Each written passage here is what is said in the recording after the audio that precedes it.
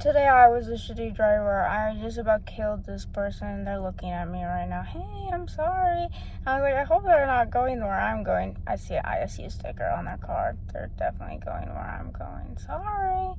You were in my blind. I didn't do it. I went back into my lane. I was trying to get over and they were in my blind spot. And then I got over after that. But I did probably scare them. Sorry. I'm just holding myself accountable since I always complain about the bad drivers. It's important to acknowledge when I was a bad driver, which was just now. Sorry. They made a turn. I'm at a stoplight, okay? And I was last time too. They made a turn. They're not going to school today. That's gonna save me some embarrassment. I was so worried about that. But yay. This fucking guy in front of the whole class, he goes, I need people to submit a paper for their assignment, and yeah, that guy's huge, right? Anyway, so fucking flexing on me in the crosswalk, mad at me for using the crosswalk. Yeah, he fucking goes in front of the whole class and says, oh, we needed someone to submit a paper for the department for a competition, and like every teacher needs someone in their class to submit a paper for this competition, and nobody submitted one. Okay, normal thing to say so far. Then he goes, not even Lex or Star. Excuse me?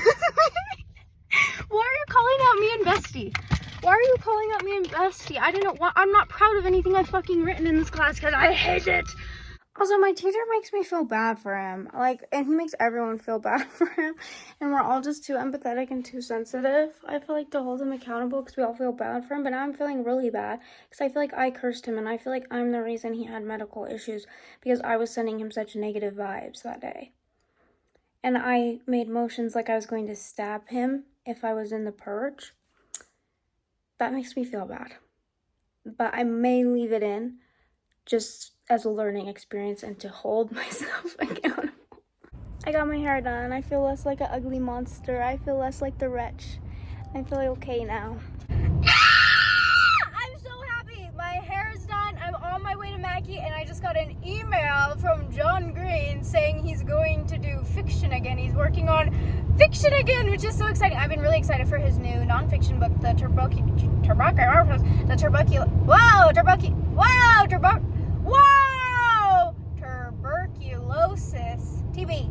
the TB book. I'm excited for. I'm so excited, so happy. I'm also, look at what I got. I got a messy front seat as well. ACOTAR! I finally have secured a secondhand set of ACOTAR. I've been waiting for people to get rid of theirs, read theirs, and get rid of them so that I can have it. This one's from my mom. I'm so excited, and she's letting me keep this set with the box and everything. And I don't like fantasy. We were just going about how I don't like fantasy. But I like being a part of things. And I feel like I've been missing out on a lot of memes. Also, multiple of my podcasts that I listen to, the Broski Report, and Brooke and Connor, and Obsessed with just Brooke. It's all the talk of the town is ACOTAR this, ACOTAR that. I have to read it, even though it's not usually up my alley, because I do give in to peer pressure, and I do like feeling a part of things and like feeling like a part of the community. So here we are. I look beautiful. I'm ready to read all weekend. I'm on my run. I brought my running things. Yeah, super happy, super stoked. John Green, DFTBA. Oh my gosh, I'm so bad always at showing. I don't understand how I'm supposed to show you guys my tattoo. Yeah, bye. I just saw my first ever Kamala sign. I've never seen a Kamala sign before in my life yet. Mark this the day in Mackie, Idaho. Guys, it's so beautiful. It's fall. It's awesome out here. Yay! Running with the sheriff. This time he didn't flash his lights at me. He just skanked me out. Is that worse or better than flashing his lights at me? Yes, I was speeding. I'm always speeding. What is better or worse? Him flashing his lights at me, or is he more or less mad at me than usual? Sheriff's up my ass again.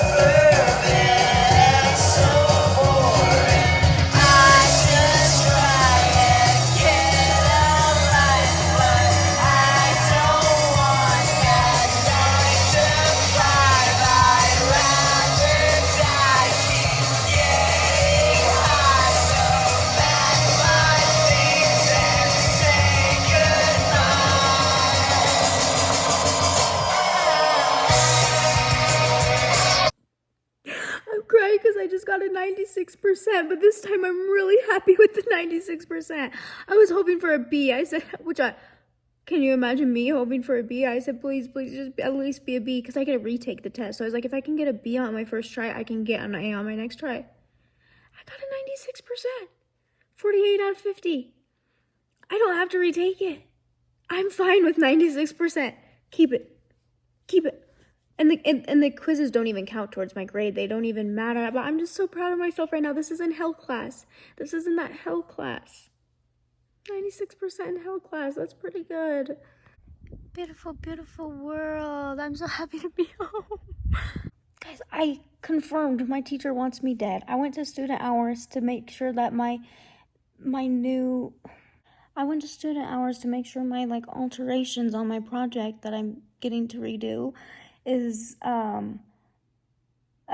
was okay, and that I was doing it right this time. And she just spent the whole time using my work as an example to help another student who is way worse off than me. So I understand they needed that time more than me, but it's like, I asked her this morning if I could come and if she would help me, and she did help me with a little bit of it, but like, she definitely was helping the other student more, and I'm just so frustrated because I'm like, ugh. And then I went to Zoom training for volunteering for Indigenous Peoples Day, and she's the one training us, and I was the only student there who's doing Zoom training. Everyone else is like 40, and they're adults, and they've all used Zoom before. I haven't used Zoom before school, except for my court date, as you know, for my restraining order. And it's just like, what the fuck? And she was like, I realize that the technology is new to you, but you've been getting practice in my class, and you'll get good. This will be good practice for you. And I'm like, yeah, but what the fuck? Like, yeah, but why'd you pick? Like, she's literally just picking on me at this point. Like, she's literally making me do Zoom to make me learn, but it's painful. She enjoys causing me pain. I truly believe she's a sadist at this point. I truly believe that. Oh my gosh, I wish you guys could see it in real life. The orange, like the yellow, is so vibrant. It's so... cameras will never be good enough.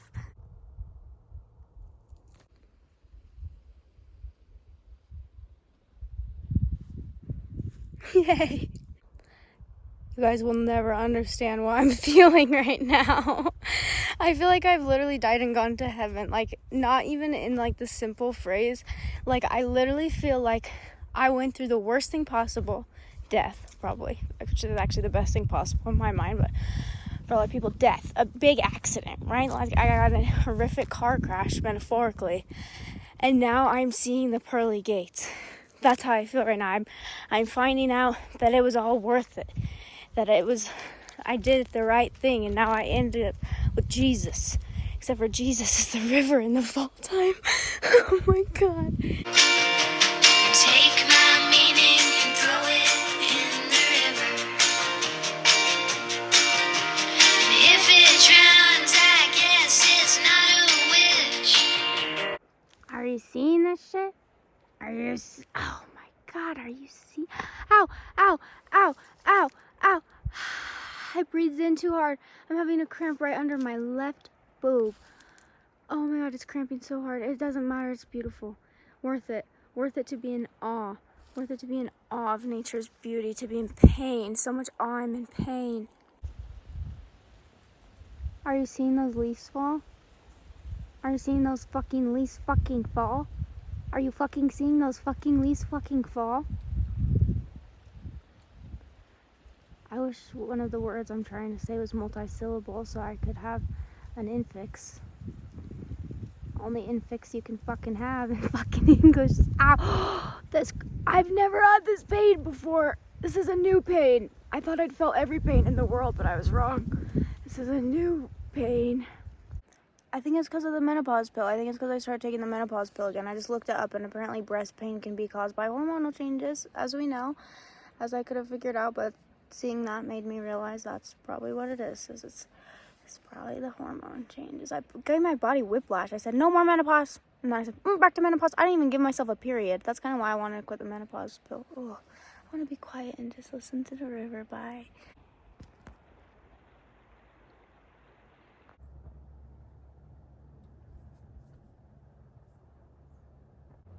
Good morning. I think I slept on my feather wrong. Look, you're having your first fall from in the ground. Now, I need you to brace yourself for your first winter in the ground. It's coming, and it's coming soon, and I need you to survive it. I'm confident you're going to survive this winter. If you don't survive this winter, I'm going to be pissed because you've been doing very well, as have you, my baby, and you, my baby. These are my toddlers. That one's one of my babies. This one, I thought died, but then it came back because it's not dead. So I don't know what generation of my children that one is. Well, not generation, but you know what I mean, what age. Winter is coming. Prepare, survive, thrive. That is my instructions to you, my child. Listen, I think you might have already died, but just in case you didn't, the dark times are coming. The dark times are coming. Now you. A lot is riding on you. This is also your first winter in the ground, even though you're much bigger than the other babies. So I have a lot of faith in you, and I hope that you will prove me right. All right? Guys, I'm actually really enjoying this. The idea that you can swim in starlight, not like bathing in the stars' lights, but like literally a body of water that's starlight. Like imagine if this river was starlight. What does that even mean? And then like, and then you can drink it. Oh, and then like the fact that magic has a smell, and that smell is different for like different races of beings. Like humans smell it like as a metallic smell, and it's like not a pleasant smell for them, but then for like the fae, it's like smells like jasmine. What? I'm actually really enjoying it. I need to learn to stop boxing myself in and stop like telling myself I don't like running, and then I don't run, and then it turns out I actually love running, and that wasn't even true. I say I don't like fantasy, and it turns out that's not even true. You can't decide who you are until you have enough experiences, because if you decide who you are at a young age, then you're just gonna like, or really at any age, you can't decide who you are. That's what I've decided, because it boxes you in, and it's not fair to yourself. I'd also like to apologize to Sarah J. Maas herself. Oh, there's something on me. Why? Because, he left. Anyway, I swatted away his fly friend, and he was like, oh, you swat things? Bye then. Not bees. Okay. Anyway, I would like to apologize to you, Miss Maas, because I thought you were a shitty writer. Because I assume all contemporary writers are a shitty writer, and that's another thing I need to look at in myself and not box myself in. Because why would there not be any great writers alive? That's stupid. Of course there are good writers alive, and she's one of them. She's actually like, there are some things in here where I'm like, I don't know if that's the way I don't know about that. But you know what, overall, it's well written, I can't lie. Sometimes the world already just feels too fantastical for me, and I feel like that's one reason that I've avoided fantasy. I'm like, I already have so much to learn about this world, and so like, why would I learn about another world that I don't even live in? I'm still learning about the one I am living in, and it's already so fantastic. Like, I'm sitting by the river under a tree, and that tree's leaves are slowly changing. What? All because it's losing a chemical?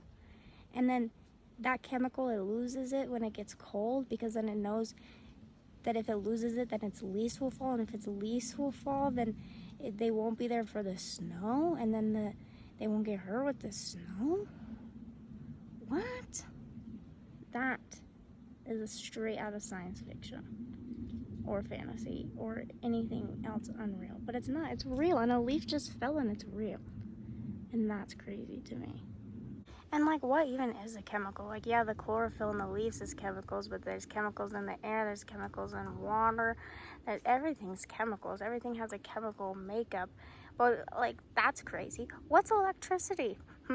That's still magic to me. I don't understand electricity at all. Everyone that I talk to who's an electrician doesn't seem to understand it either. We're all just rolling with it.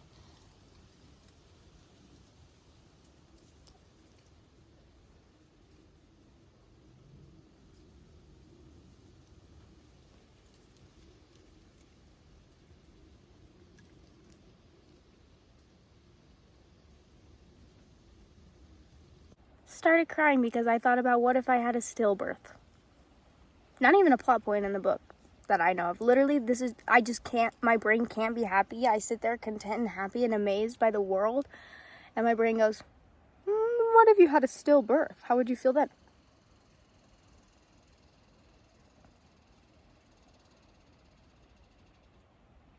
What kind of bird is that? Use the bones, you dumb bitch. Use the bones. I don't think I've ever called a main character a dumb bitch more in my life than in reading this book. You dumb bitch. I keep saying out loud to this bitch, she don't hear me. But I've said it more today than I've ever said in my life, even to myself. Okay, dumb bitch is using the bones now. Thank God. Well, guys, I finished the first ACOTAR book in one day. And I also had D&D today, and we were in the Fae realm. So I'm going to smoke a bunch of weed, so I hopefully won't have fairy nightmares. Or if I do have fairy nightmares, I don't remember them. Because I'm really scared I'm going to have nightmares tonight. But maybe I'll have a romance, sexy dream tonight from the books. That's from the Dragons. Nothing sexy happened, though, so probably leaning more towards fairy nightmare. This pissed me off, though. This evil lady gives you the easiest riddle ever, and then the 3 hardest challenges ever, and we have to watch you go through these 3 awful challenges, and you kill people. People die because you're too stupid to figure out the easiest riddle ever, and you don't get to fuck your love because you don't get to run off with your high lord. I would rather kill myself than fucking call my boy toy my high lord. I don't care that it's his technical title. I don't care. I'm not fucking calling him that. Not even in my head. She calls him that, and it's pretty repetitive. Pretty repetitive writing, I would say, but I liked it, alright. But oh my god, people die because you're stupid. I get it. It's because it's more interesting to watch her go through these crazy challenges. Then it's stupid. Use the bones, bitch. And solve the riddle before you kill people. I did not. Now she's really a murderess. And she's a serial killer now. She went from a hunter to a serial killer real quick. The rising guy, or however you say his name, he's going to show up at her wedding. That's when he's going to show up. Right before they get married, or right after, or right during the ceremony. He's going to be right during the ceremony at some point. Because every book is just Frankenstein repackaged. I was right. When do the twists come? Everyone is like, oh, this twist. Everything has been so fucking predictable. And I've still been having fun with it, but it's like, I love a twist. Where are the twists? I have predicted every single thing, and I'm getting kind of bored at this point. I was entertained, but now it's like, it's getting old. It's like, I think I know how the rest of the whole series is going to go at this point. And I don't want to hear anyone be like, oh, you think you could do better than the main character? You think you could be smarter than her? Yes.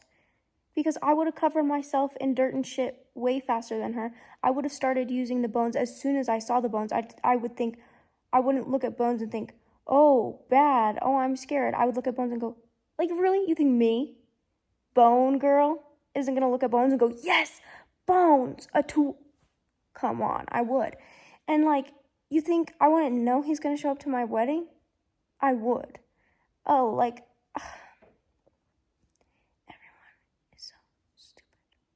You think I wouldn't have solved that riddle? I did solve that riddle. I read the riddle and I go, I think it's life. And then I was like, actually, I don't know if it fits these couple lines. I reread the riddle. I reread the riddle. Oh, it's love. Literally my second guess. And I know she would only have had one guess, but she would have had months and months in the dungeon thinking over her guesses, thinking over the riddle. And then she kills those 2 people. Well, not people. I don't know if you can call them people. She kills the 2 fairies. For nothing, because if she would have just figured out the riddle, she wouldn't have to do that. If she would have just figured out the riddle, she wouldn't have to do the trials, which I get why, like, Sarah J. Maas wrote it that way. It's much more interesting as a plot line for her to be an idiot. I get why she's an idiot. I'm not mad at Miss Sarah. I'm mad at the main character for being such an idiot, because now she's a serial killer. And she keeps saying, I killed 2 fairies. I killed 2 of their kind. You killed 3. First of all, why are we erasing your first kill? Just because he was a sacrifice and he knew he was going out to be killed and he let you kill him? You still killed him. Like, his life was still in your hands and you took it. So, and, like, that one was not in vain because, like, the king, well, yeah, still kind of was. Like, no one would have had to die if she could just figure out that damn riddle. That wasn't even fucking hard. They should have made, maybe I am mad at Sarah J. Maas because she should have made the riddle harder to make it more believable. Like, she might have as well have done the fucking a cowboy rides in on Friday riddle. Like, it was so easy, and why? And I just can't relate to this main character either. I don't like to paint. I don't care about painting, really. Like, I appreciate art and whatever, and I can appreciate a good painting, but I'm so sick of her. Everything she sees with her God, I want to paint that. I don't want to paint that. I'll never paint that. I can't wait to paint that. I'll never be able to paint. Shut the fuck up, actually. Can you imagine if everything I ever experienced, I was like, I'm going to write about a song about this. I'm not going to write a song about this. I could write a great song about this. I could never write a song about this, no matter how hard. Imagine how annoying of a person I would be then. Then, also, I would never fall in love with a blonde. And also, he's like 1,000 years old and he's still blonde. Grow up. Then, also, I don't get why she's in love with him in the first place, because they both have like this sense of duty for their people. They both feel protective over their people. That's why they're in love. One thing, they relate to each other, and so they're in love. Or is it just because he's handsome? I literally don't understand why they're in love. So I don't understand that motivation behind the main character either. Then, I also would never ever be in love with somebody who has to have sex with other people as an ancient ritual. Okay, I can't handle that emotionally. I understand it's an ancient ritual. I understand you're not you. I understand the magic turns you into some beast. I don't care. I'm leaving. I can't handle that. Why would, find someone who is polyamorous? Also, there was sex 20 pages in on this one, and there was a lot of sex in the last one, and I knew that everyone's like, oh, the fairy sex books, oh, they're smutty, oh, you guys are porn addicts. I didn't realize it was going to be this excessive, and I'm not into that. Believe it or not, I'm not a fan of smut. Like, oh, you do porn, you must love reading smut. I don't. I really don't give a fuck. Give me plot. Give me plot. What is up with all this fairy sex? I don't care. I literally don't care. Does it make me feel like I need to pee? Yeah, sometimes. But, still, I don't care. Get away. It's too much. Another prediction I'm locking in is that she falls in love with the bad guy, the Rise guy, whatever his name is. I actually locked in this prediction in my own mind the first moment she laid eyes on him, and she said, the most beautiful man I had ever seen. I go, oh, here starts the love triangle, because I know there's a love triangle somewhere in this. But also, one thing I appreciate about this versus Twilight is she's already immortal by the second book. By the end of the first book, she's already immortal. That's how Twilight should have gone. If Stephenie Meyer wasn't Mormon, that's how Twilight would have gone. Would have made it more interesting, I truly do believe. There wouldn't be so much back and forth and foreplay about Bella becoming immortal. I appreciate that, first of all. Second of all, yeah, the word love triangle reminded me of Twilight. Everything reminds me of Twilight. So I think that she is going to fall in love with the bad guy, because that's how I felt when it was first written, when they first laid eyes on each other, and she was like, the most handsome man I'd ever seen, or something like that. And I go, oh, here starts the love triangle. But then she's like, oh, wait, he's evil, because why did these guys cower, to him? He must be evil, and he's like, oh, all the monsters get to come out to play, oh, he's evil, blah, blah, blah. And then I'm like, oh, maybe not. Maybe that my senses are just off, and I'm just always falling in love with evil men. So maybe I got that wrong. No wonder I'm always falling in love with evil men. So, but then, now I'm like, I don't know. I don't like that he forced her into a kiss. I don't like that he kissed her unconsensually. I don't like that he's making her kind of like his slave. I don't like that, but I could also see it happening where they fall in love. So if that happens, if he is the other piece of the love triangle, just saying I called that as well. I'm just doing this because I think it's annoying to people probably when I'm like, this is so predictable. And it's like, really, bitch? Did you really predict it? Yeah, I think I am. I think I am predicting every single little piece of this, and it's honestly getting on my fucking nerves. Also, I know that the tattoo thing probably turns people off, to be branded by a man, and to have him be able to know your every thought and see your every move, through this, charm tattoo on your arm. Personally, that's sexy to me. Maybe not the branding part necessarily, I've never thought about that, but the part where, this man has full access to my every waking thought in my mind, and I don't have to explain anything to him. He fully understands me.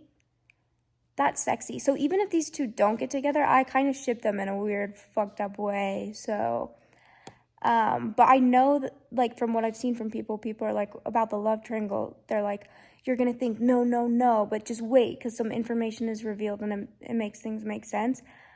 But I'm not even necessarily saying no, no, no. Like, he is evil. He did kiss her unconsensually, like, for his own gain, like, in torturing her man, and also in, like, pissing off that Amaranth. What was her name? I don't know. Yeah, not a big fan of him for those kinds of things. Drugging her, yeah, like, he's evil, but, like, I shipped the Phantom and Christine, so what can I do? Does he ever ask you why you hurl your guts up every night, or why you can't go into certain rooms or see certain colors? I froze. He might as well have stripped me naked. Get the hell out of my head. See, I love that. That is sexy to me. I'm like, yes, psychoanalyze me. And you know, her relationship with Tamlin, or however you say his name, has to be such trash for me to be shipping her with the evil guy. But it's like, he's so controlling over her, and he's like, oh, I want to protect you, I need to keep you safe. But it's like, you wouldn't be fucking alive if it wasn't for her. So maybe, like, she can handle her own self. Like, yes, he did come rescue her with the creatures that start with an N, but, like, okay, like, who knows, maybe she would have somehow found a way and made it out alive then too, or maybe the other fairy creature would have came back and saved her for her saving his life or something. Well, I guess they crossed the water and he couldn't get past the water, so maybe not. But point is, like, she can handle her own most days, and he's acting like she can't, and he's being really controlling and rude, and I don't like that. And he's like, I don't keep slaves, and you're not housebound, when they, like, weren't together in the beginning. But now that there's no curse, and now that there's, like, now he's like, I don't know, I don't like him, and I don't get why she likes him. And maybe they end up happily ever after, and maybe that's why I'm supposed to be saying no, no, no right now, but then piece of information is revealed and then I like them together. But I don't like him. I don't get his vibe. I really, what, just because he doesn't hold slaves like his father did, he's a good guy? That's kind of bare minimum. That's not something I think of when I think, oh, my perfect man, he's not a slave holder. Like, I would hope, like, that's not really on my list because it's assumed. One thing I don't like about the tattoo is that he can see her probably having sex through it with the other man. She's, like, kind of cucking him. I don't like that. This probably goes without saying at this point, but if you do plan on reading ACOTAR, I would not be watching these, because I don't plan on holding back any spoilers, because it's been out so long and so many people have read it by this point. Like, this is not going to be a spoiler-free zone. I didn't say anything in the first book because it's like, well, it's the first book, not a lot happens, but I think a lot happens in this book, so I'm just saying, I may spoil it for you. Be prepared, or don't watch this one if you are not prepared. Oh, and she also was such a dumbass in the first book when she saw her, like, dad crouching and, like, thought her dad had come to get her. First of all, on his knee. Second of all, he wouldn't even get a job for you. You and your sisters were starving and dying, and he wouldn't even get a fucking job. And you think he's gonna cross over the wall and face death to come find you? You're a fucking idiot. Sorry. And, like, you know there's shape-shifting beings here. The whole time I was like, it's a shape-shifting being. It's something, like, it's not real. It's not real. It's not real. Like, and then she defends herself and is like, you would have done the same thing too if you had someone you loved. And I don't know how to say her name. I've just been calling her Alice in my head. But that girl's like, I do have people I love, thank you very much, and I still would not be that stupid. And that's how I feel towards her. I'm like, yeah, I could be in the exact same situation as you, and I would not make something that stupid. You are a fucking idiot. And I'm not mad at the author. I get that making her an idiot and making her make these mistakes makes the book more interesting, but it makes me hate this bitch. Here's what I think. I think Tamlin's whole act about, like, there's going to be no war with Hybern or what. I know I'm saying everybody's name's probably wrong, but I don't care. I think him being like, there's going to be no war, you can't train, you can't do this.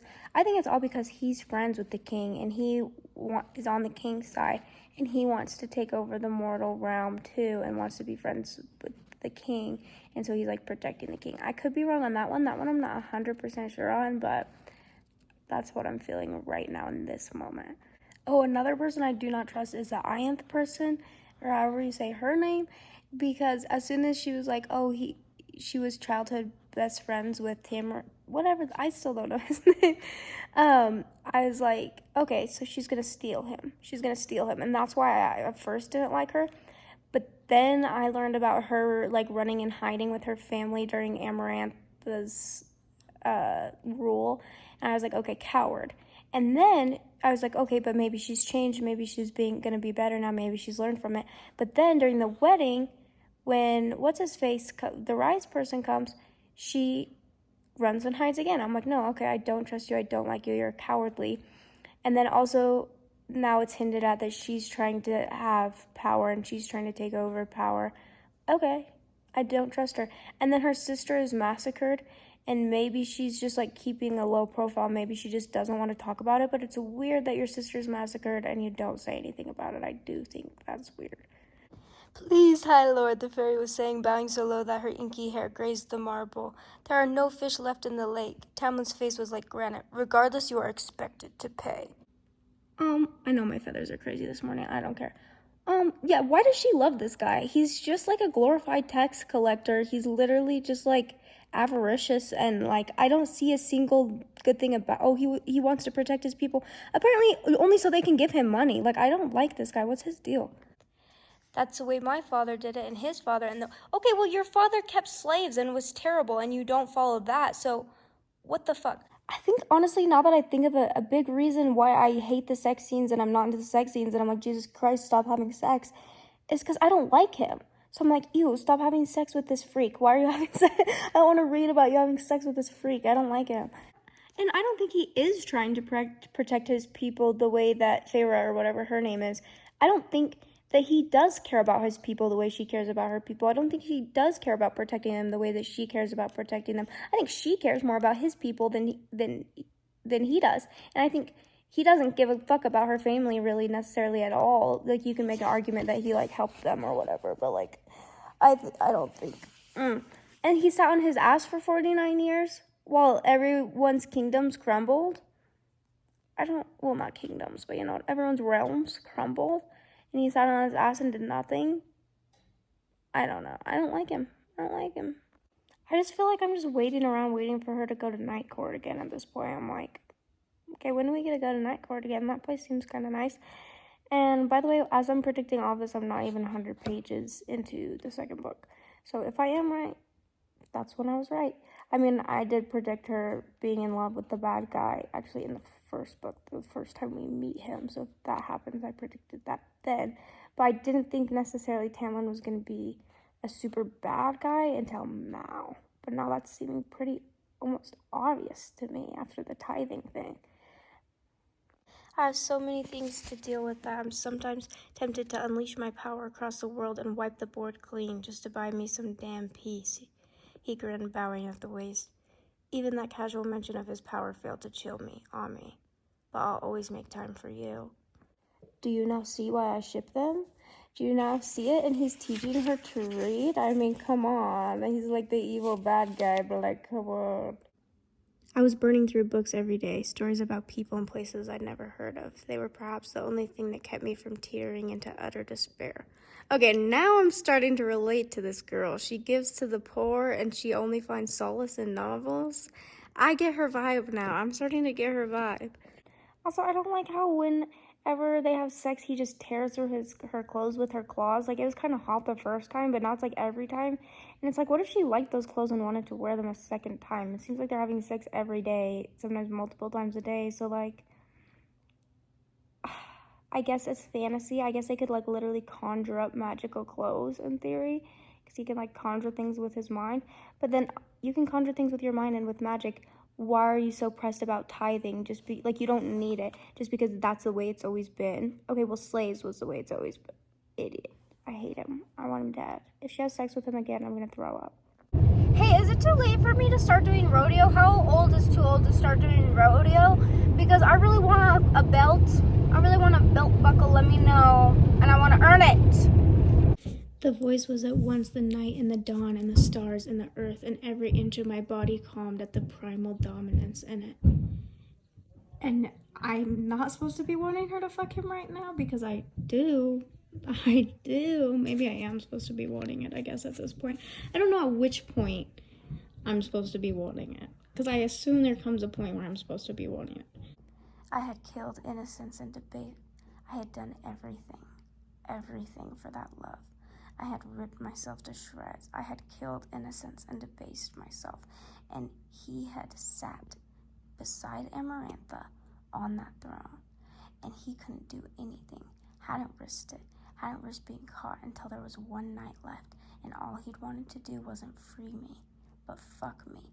And yes, girl, yes, this is what I've been telling you. Girl, this is what I've been saying. All he does is sit on his ass. Oh my God. I love her coming to her senses.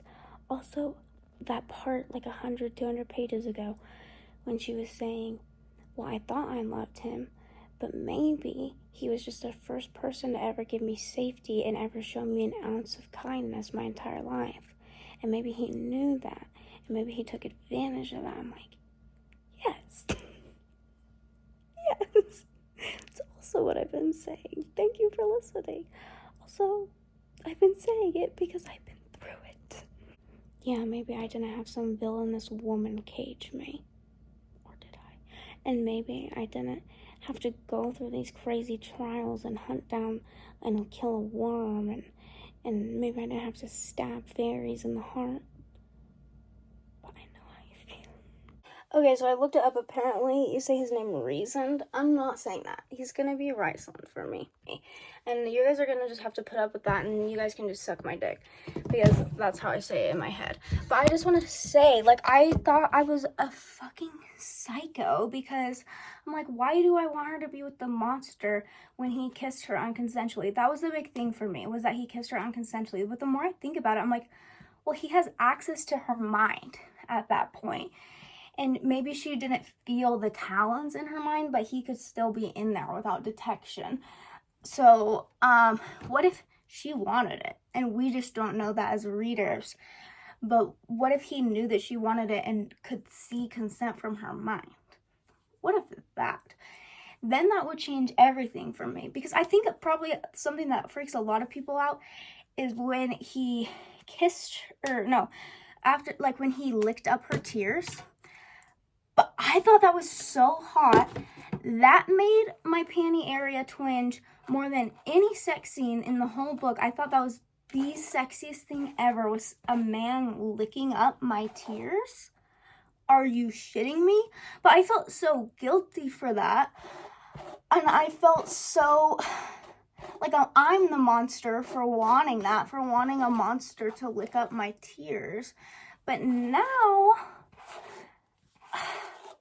the more that they fall in love and the more they seem to love each other, I'm like, maybe I'm not a monster after all. Why do I do this? Why do I convince myself that I'm the monster? I don't understand. I guess it's just because I'm so wary of falling in love with monsters at this point, because I was raised around monsters. I was raised to believe acting like one is normal and that most people just act like that. Still, in my core, I do kind of think most people do act like monsters. And like, I just had bad examples my whole life. My mom, abusive relationship after abusive relationship after abusive relationship that I watched. My grandma also comes from an abusive relationship, and both of them tell me, no man will ever love you. My mom said, no man will ever love you because of the way you eat. She said, no man will ever love you because of your ugly scars from self-harm. She said, no man will ever love you, no man will ever. My grandma does the same thing. She says, no man will ever love you because you don't wear a bra. No man will ever love you because you don't shave your legs. No man will ever love you, no man will ever love you. So when I get shown the tiniest bit of kindness from a man, I think, oh my God, I'm proving them wrong. This man loves me. And so far in my life, that has been proven wrong. Every single time they don't love me. They're using me, they're abusing me, they're manipulating me.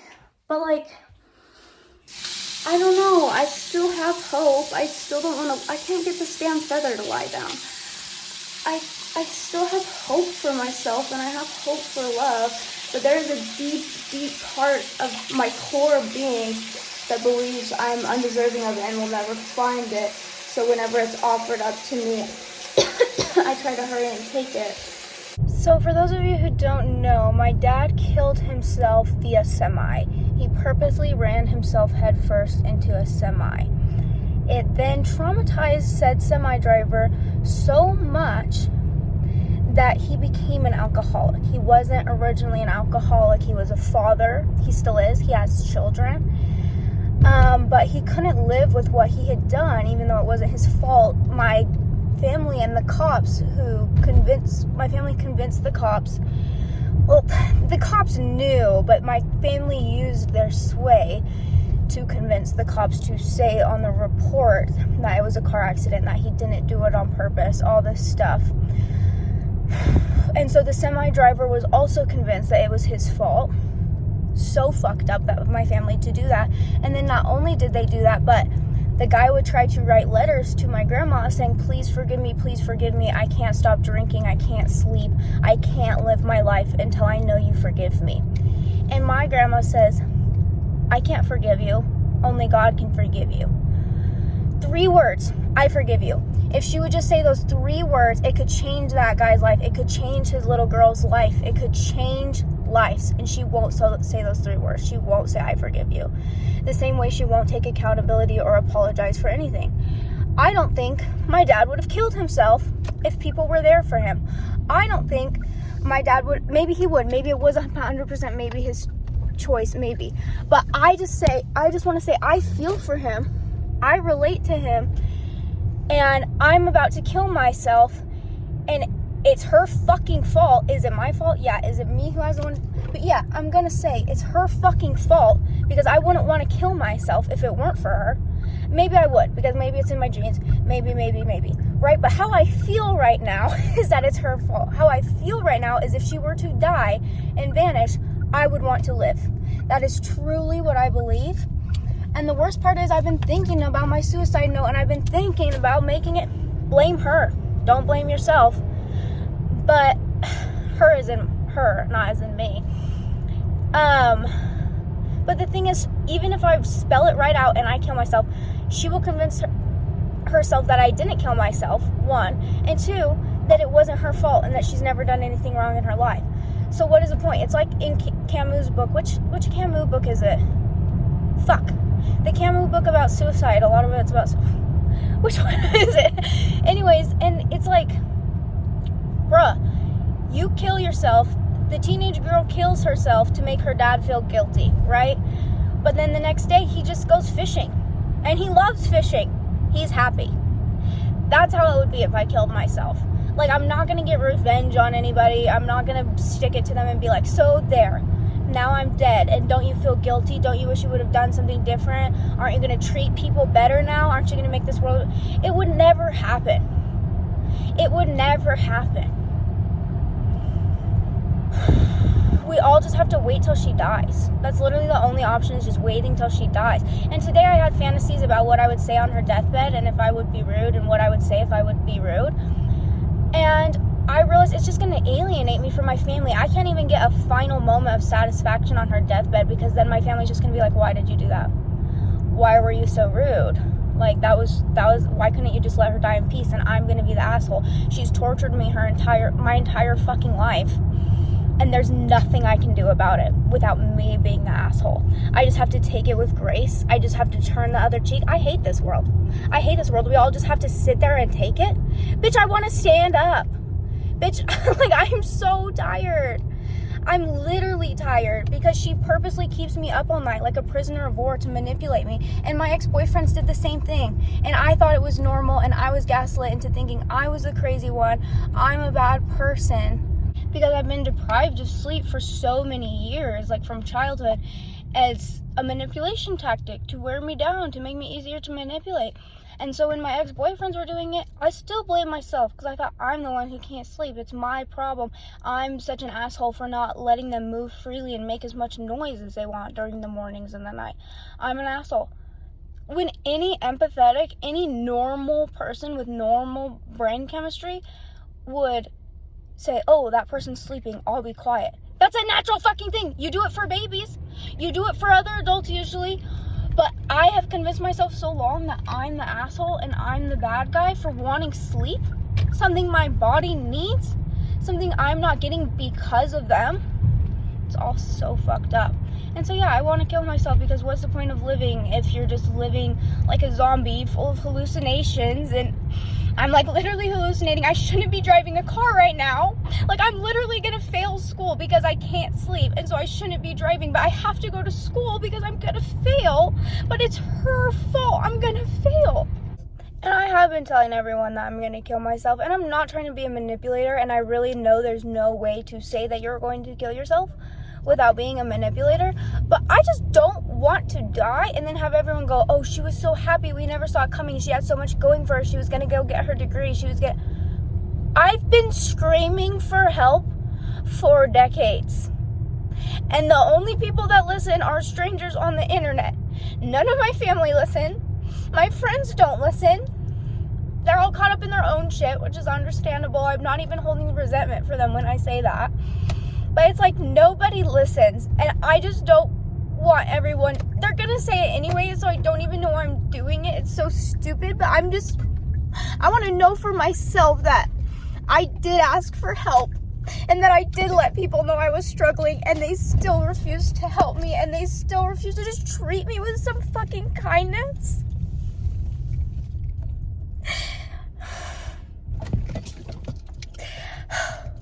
And so yeah, I do want a sexy fairy to be able to read my mind and to see all the things that are hurting me without me even having to explain them.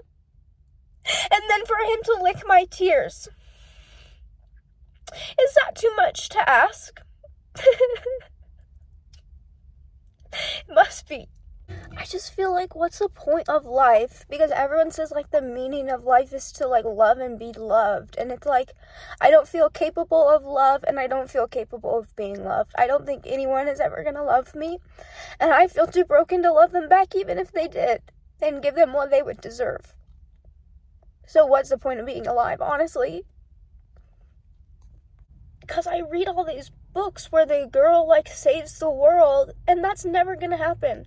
Not because I can't save the world, but because the world can't be saved. There's no clear-cut path. There's no evil king trying to invade on the human realm that I have to defeat. If there was, I am confident I could do it. I really do believe so, especially if I was injected with a bunch of magical powers. But I am not, and there is no king, and there's nothing to be done. If there is any king, it is capitalism, and it's a system, and how am I supposed to dismantle a whole system? They do it all the time in the books, and I feel confident that if I was in the books and there was this clear-cut path, and there were these things that I had to do, and there were these people helping me and training me, and I feel like I could do it. I honestly do, but that's not how it works. Like, there is no clear-cut path for me. I have to forge my own path. And where's the book about that? Where's the book about the bitch who doesn't have her life cut out for her, that doesn't have to save some big thing, but instead has to just make menial choices every day that lead her to who she becomes? Where's that book? Don't ask me to write it. I'm exhausted. And all I want to do is run. My body is like crumbling because I haven't even lifted in a week. Like, I'm not running, I'm not lifting because I have no energy to. And she knows that. That's what abusers do, is they break you down so that you have no joys in life, so that you don't even want to go after joy in life. They break you and they break you and they break you. The thing is, if I do name drop her in my suicide note, everyone's just going to console her and comfort her and say, oh, she was not in her right mind, she was crazy, she didn't mean it, that's not true, it's not your fault, blah, blah, blah. So even by doing that, I would just be giving her the attention that she wants and the validation that she wants. There's literally no winning but removing myself from her life, and if I remove myself from her life, I lose my entire family. I've done it before, and I don't know if I have the strength to do it again.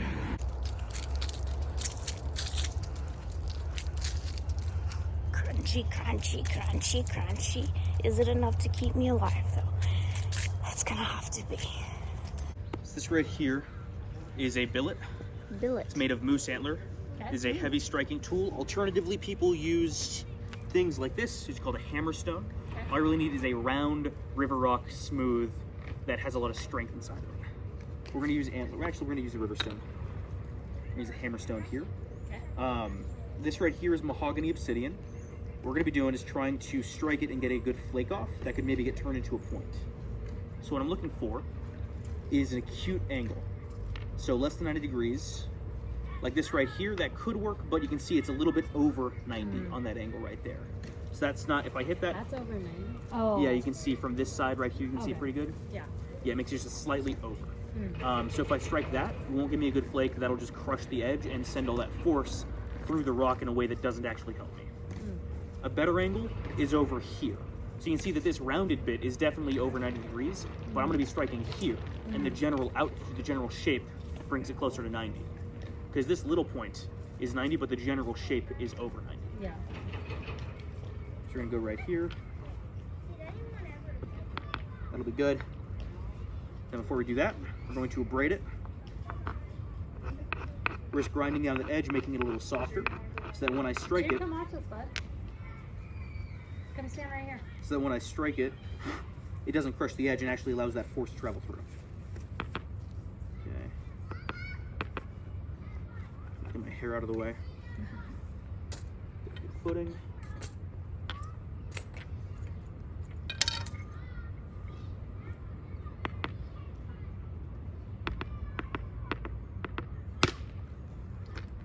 Right there.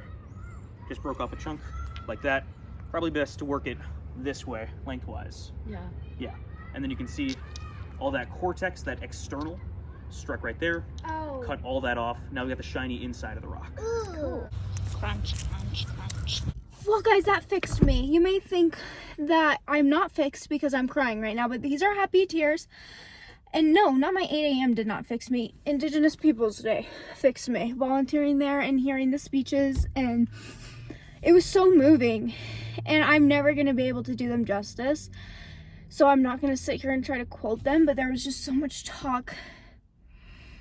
There's so much motivation. And you know, at first I went in there with a pissed off attitude. My 8 a.m. was trash. I see a bunch of white people. I'm like, this is gonna be trash. This is for white people. But then the speakers were Indigenous people, and what they said just really moved me. The first speaker, he's chairman of the board of the something about the business of the Fort Hall reservation, but he's some sort of chairman of some sort of board of some sort of business there. And at one point in his speech, he was talking about the rivers, and he was talking about how he used to be able to drink out of the rivers and now you can't. And he was talking about how Idaho Power destroyed the salmon, which is all so sad. But then he said, he looked right at me and made direct eye contact with me. And he said, but maybe that's what you can use your education for. Maybe you as students can help our Mother Earth. And that just, like, it really resonated. It hit me, like, right in my bones. And it's like, that's what I'm here for. Like, that's what I'm getting my education for, because education is power, and my degree is going to give me the power to do things I want. It's going to give me the power to, it's going to give me the opportunity to give me a job with power, a job where I can help people, and I can make decisions, and I can make this world a place where I want to live in it. And I can't do it all alone. And I need to find my tribe of people, not like a literal Indigenous tribe, but my tribe of people to help me, because that's another big thing I realized today during the talks, is it takes groups of people to make change, and that's what I need. That's why I feel so alone, is I don't have a group that's trying to make the changes. I felt so like I had a purpose at Sungai Watch, like cleaning up the rivers and the rice paddies and the mangrove forests in Indonesia. That gave me a purpose, and I just need to find another group like that again, where I feel like I'm surrounded by like-minded people who are making a difference with me. That's what I need. That's what I need, and I'm gonna be okay. I need education. I need to just hunker down and get my degree, and then I need to find my group and work together and make change. And I'm feeling more powerful now, and I'm feeling more confident. And I did learn a lot of terrible things too, though. Like, did you know that in Idaho, Indigenous people were not granted citizenship until 1950? And a lot of them didn't even know that they were citizens and they could vote in 1950. That's terrible. There were people in that room that were alive who couldn't even vote because they're Indigenous, just because of bore them just because of how they were born, and they couldn't obviously run for public office until then either. And it's like, even now still, we've only had 5 in Idaho, I believe was the number. Like I said, I'm not going to try to quote them, and I can never do them justice, but like, it was so moving. And I got to talk to the second speaker and tell her that I was very moved, and thank her, and they were thanking me for being there and stuff. I'm like, thank you for having me, like, thanks for letting me be here. Like, I was just so moved. That's the only word I could keep using, is I'm so moved right now, like, and I am so thankful to have been there. And then when I was walking out, there was that guy, white guy, but doing the stone cutting, and that really inspired me too, doing things with your hands and taking inspiration from other cultures to, you know, just do something the old-fashioned way, and just to, yeah, it's an amazing world, and I'm happy to be here, and I'm lucky to be here, and I won't kill myself. Okay, I promise. I won't kill myself as long as there's a mustached man on this earth. Okay, that'll be my promise to you. How did I go from being so inspired because education is power and blah blah blah, and then I'm like, I'll live for mustached men. That's just who I am. Okay, that's just who I am. I got some presents for me and for my friend. I got myself this. There were also like local vendors there and stuff, so I figured I'd support them while I was there. And also I just like this stuff. So there's this. This is gonna be my friend's bracelet, and then I got myself a matching one. Friendship bracelets, yay. And then I also got myself lighter holder. I'm actually over 24 hours no weed, but and I'm trying to stay off, but I just thought it'd be fun to have a lighter holder. Might make me less likely to. They gave me a free lighter with it. I was like, oh, are you gonna take the lighter out? And she's like, no, you can keep it. I was like, oh, nice, free lighter. So, free black lighter. That's me referencing one of my sister's Snapchat stories. So, yeah, moral of the story is I'm not gonna kill myself. Also, in my 8 a.m., I literally, he did the same PowerPoint he's done 3 times, just with different wording. I don't even know if it was different wording. We've done that PowerPoint like 3 times. I swear, he keeps making us read the same sections out of the textbook over. I feel like I'm being gaslit. I feel like I'm going crazy. And then he gave us the same assignment he's also given us now for the 3rd time. And I'm like, okay, I'm bullshitting it then. Like, I'm so tired of this assignment. It's to write an introduction paragraph. We have had to write so many introduction. I guess it's because other people must be sucking, so he's really trying to have people hone in the skill of writing an introduction paragraph. I wrote mine on ACOTAR. My thesis statement was that Feyre should be with Rysand, or Rysand, or whatever we decided his name was today, but I'm calling him Rysand, so. Rysand, maybe. Yeah, that's what I think the internet told me. I don't care, suck my dick, he's Rysand in my head. I wrote my thesis like, Feyre should be with Rysand because they have the same values of actually protecting their people, unlike fucking Tamlin, who sits on his ass and pretends like he cares about protecting his people. I didn't say that. I was like, Feyre should be with Rysand because he actually cares about, they have the shared value of caring about their people and doing anything to protect them, and they both endured the same trauma under the mountain. Because Tamlin did not endure trauma under the mountain. He sat there, and she didn't even hurt him. She didn't even do shit to him because she wanted him to love him. So the bad girl, not Feyre, I mean Rantha? I forget her name. So yeah, that's what I wrote about today, my 8 a.m. I'm like, I'm so done with this class. I'm gonna write about ACOTAR. So I was texting my mom, like, if I, like, when I kill myself, this way I need you to do, this way I need you to do, this way I need you to do. And so obviously she knew I was in a rough spot, so she invited me out to lunch. And then at lunch, she just gaslit me about all the time she starved me. And she was like, I have never withheld food from my children. I would never withhold. So now I'm feeling bad again. Also, my grandma gave me another list of a million things to do for her because she refuses to do anything herself. All she does is smoke cigarettes all day and play on phone. All grandmas know these days is smoke cigarette, play on phone, play knockoff block blast, and scroll through Facebook reels. That's all grandmas do these days. I thought you were supposed to bake cookies and clean. What the fuck? No, I'm the one that's supposed to bake cookies and clean? Fuck off. I fucking hate my life. I just want to do my schoolwork and read my fairy sex book.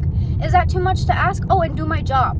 No, I don't have any time to do my schoolwork or my fairy sex book or my job because someone can't get their own life together because they make their husband do everything for them, and their husband just had surgery, and so now he can't do it, so now I have to do it.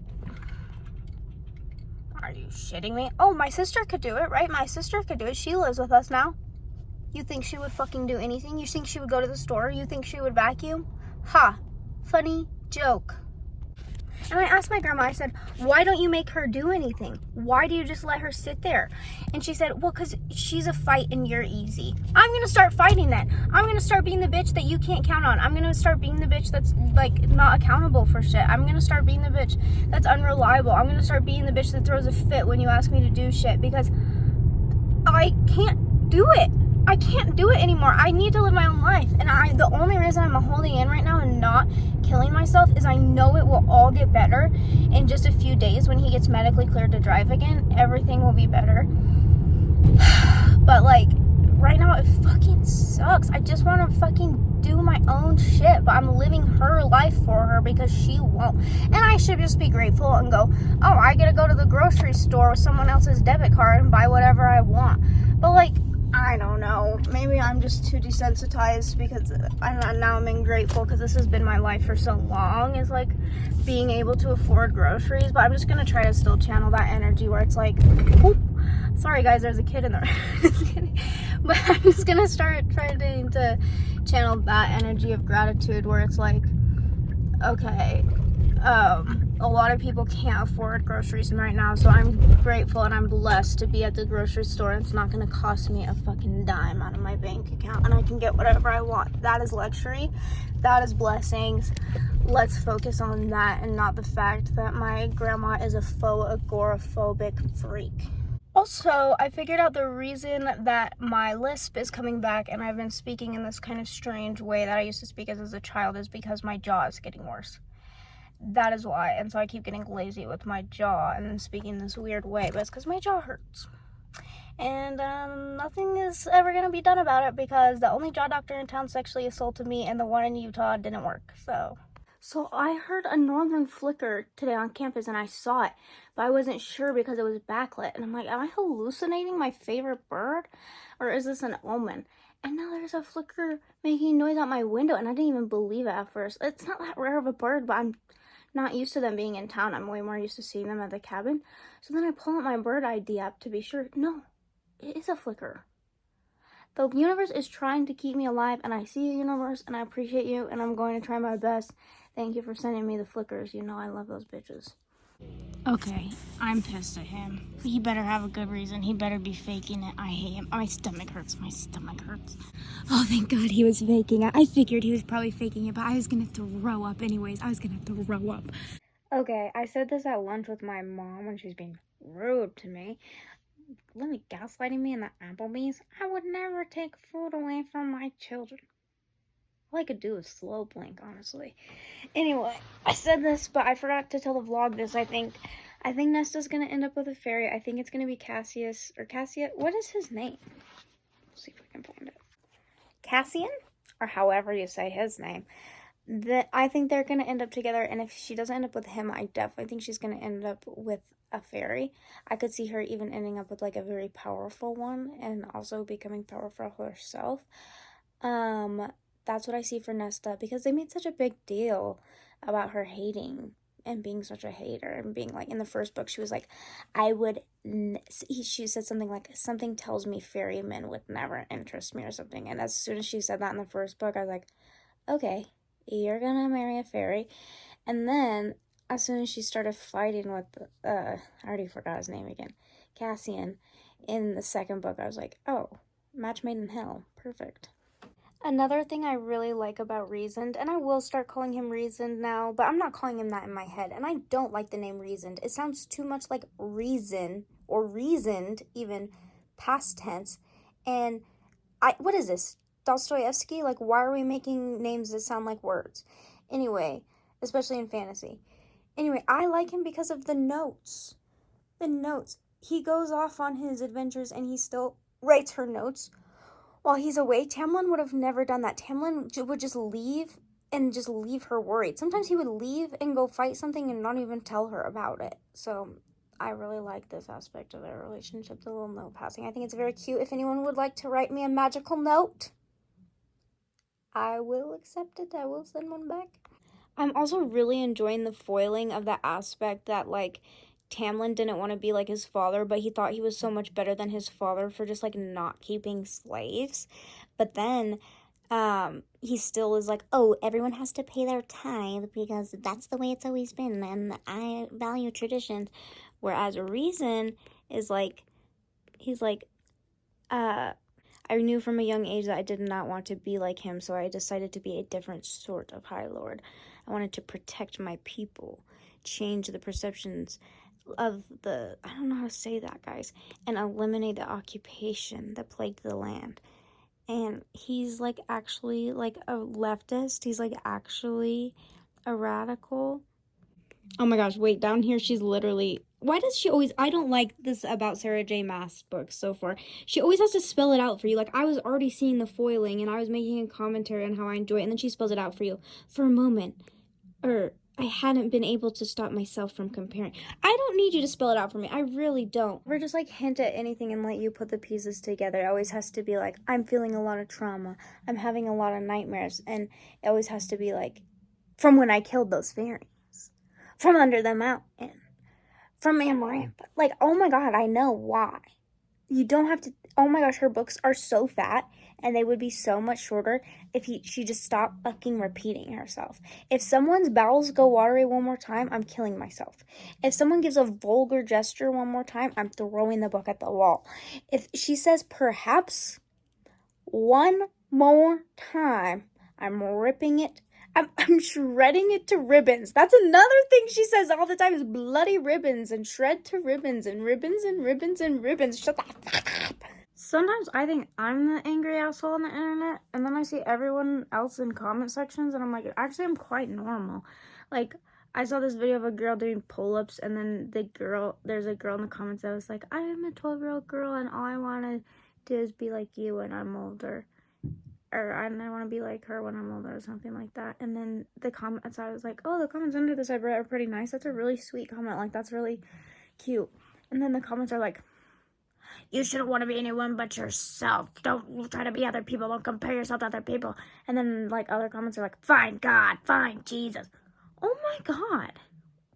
Why are you guys, like, literally attacking a 12-year-old girl for saying she wants to be able to do pull-ups? Like, this cool, strong, nice girl in the video.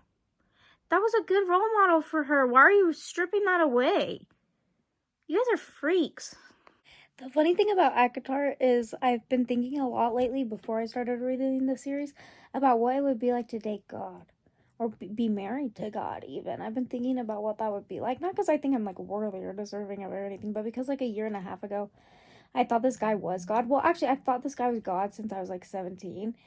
And then he started flirting with me, like, a year and a half ago. And I was like, why is God flirting with me? I thought he was married. And I was like, I thought you were married. And he was like, I'm divorced. And I was like, okay, considering a life with him.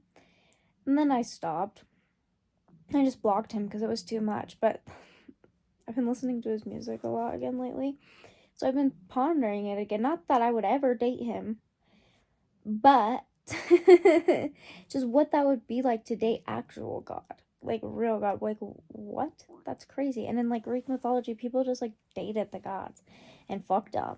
And, like, yeah, that's crazy. And this book is kind of like that. Because he's not like God, but he is. Because he's, like, one of the most powerful creatures in the world. That's crazy. Like, listen to this. Imagine this is your boyfriend. Imagine this. He had released the damper on his power, on who he was. His power filled the throne room, the castle, the mountain, the world. It had no end and no beginning. What? And you're about to fuck soon? I hope. And I realized I will like the sex now. Thank God I'll finally like the sex, because I actually want these people to have sex. And there hasn't been a sex scene yet, but there was a scene where he infiltrated her mind palace and like was kind of showing her what he would do. Oh my gosh. It grew warm between my legs, Sarah J. Maas would say, something, some bullshit like that. I finally felt a twinge in my pussy. Well, more than a twinge. But the only time I ever felt a twinge in my pussy while reading this book was when he licked her tears. And I was right. I called myself, I need to stop gaslighting myself because I'm actually kind of smart. Oh my gosh, someone followed me on Instagram and their username is Dirty Crotch Lover. I immediately blocked. That's so nasty. Don't love me. I'm clean. What are you doing? And after I blocked them, I realized they had sent me a message. Why didn't that message disappear when I blocked them? If you block someone, their message should disappear. And it said, "You are my favorite lady in the adult industry." Are you saying I have the dirtiest? I don't even want to say that word. It's such a nasty word. No. It is 7 a.m. Yes, I'm facing the wall. I'm stretching. I'm about to go run, but I need to say, I figured out the thing with the kiss because they brought it back up again, and I had forgot. He did that to protect her because to make it so that she wouldn't get caught with Tamlin because there was the paint all over her body, so Amarantha would have known that somebody had touched her, so he covered it up by being the one to kiss her and grope her and shit. And so he was actually protecting her by kissing her unconsensually. And in this book, he was like, I regret that kiss. So he's feeling bad about it.